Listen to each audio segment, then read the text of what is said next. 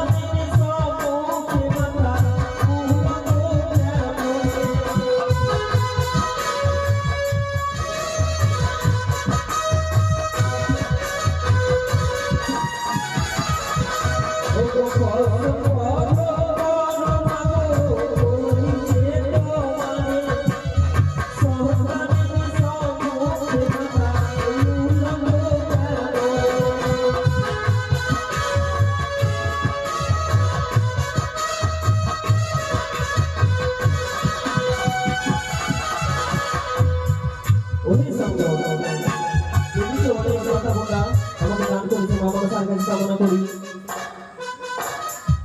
হ্যাঁ হ্যাঁ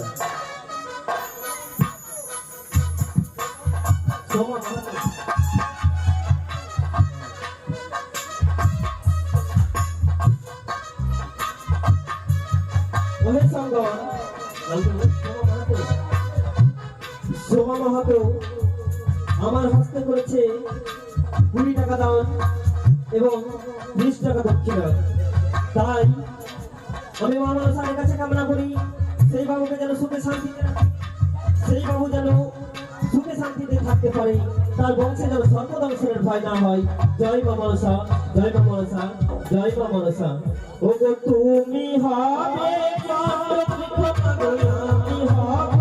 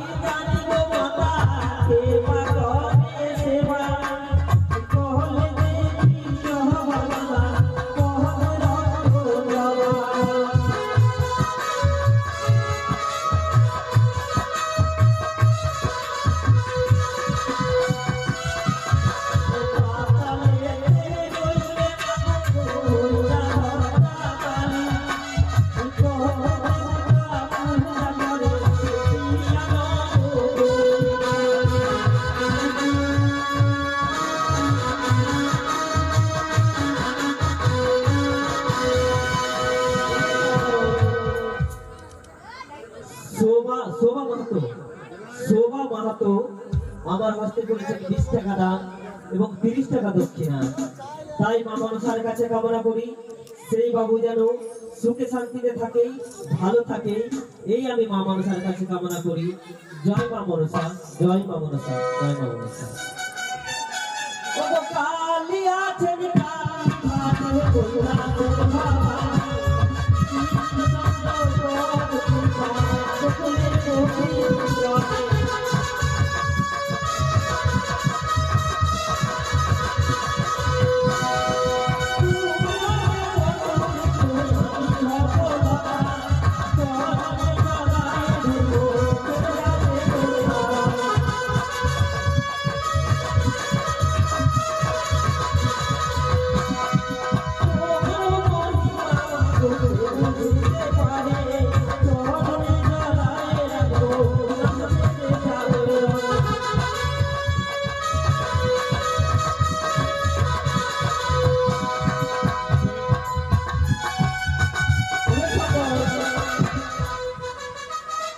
ছোট্ট ভাই আমার হস্তে 10 টাকা দান এবং 10 টাকা দক্ষিণা করেছে।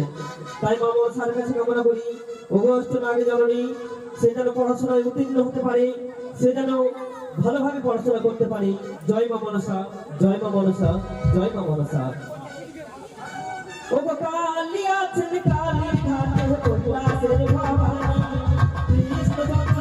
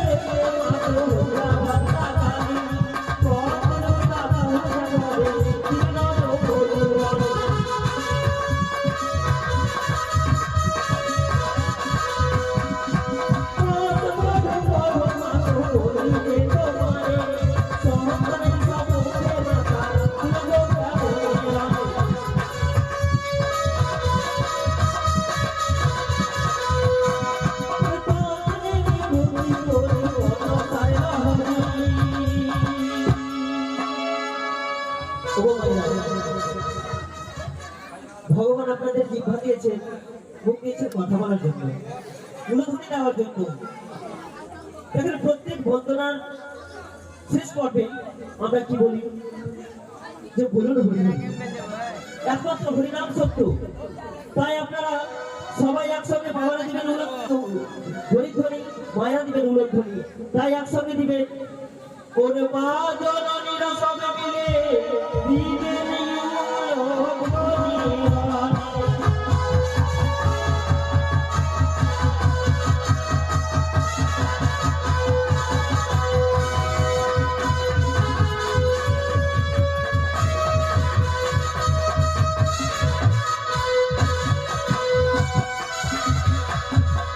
সকল বর্ণায় আমাদের সমাধান।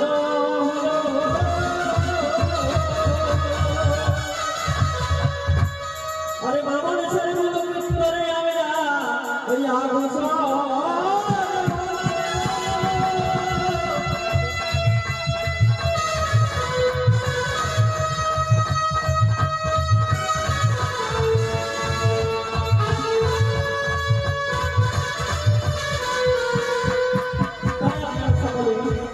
এবার দেখতে পাবে লক্ষিন্দরের বিবাহ এবং সম্পূর্ণ বিধি করে।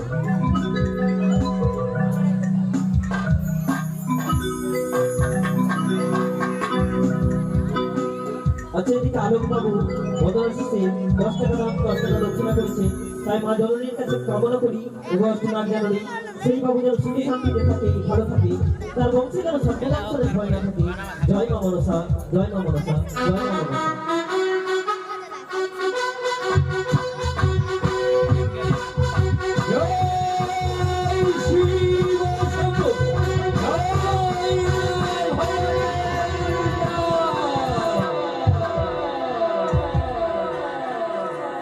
আজ আমার চম্পরায় শুধু আনন্দ আর আনন্দ। ওইদিকে শঙ্খ ধ্বনি হুলধ্বনি বেজে উঠেছে। আজ যেন আমার চম্পলায় রাজপ্রাসাদ যেন আনন্দে আর আলো বলেই ঝলমল করে উঠেছে। তাই বিলম্ব না করে এই মুহূর্তে আমার মহারানী সরেকা ডেকে আজ আমার পুত্র একমাত্র পুত্র দুর্লভ লক্ষিন্দরের শুভ পরিণয়ের জন্য তাদের যে স্ত্রী আচারে যা নিয়ম রয়েছে তা যেন অতি সত্তরেই পালন করে। তারপরে আমি আমার পুত্রকে নিয়ে যাবো আমার এই চম্পলা রাজবাটিকা পরিত্যাগ করে নিয়ে যাবো ওই উড়ানি নগরে।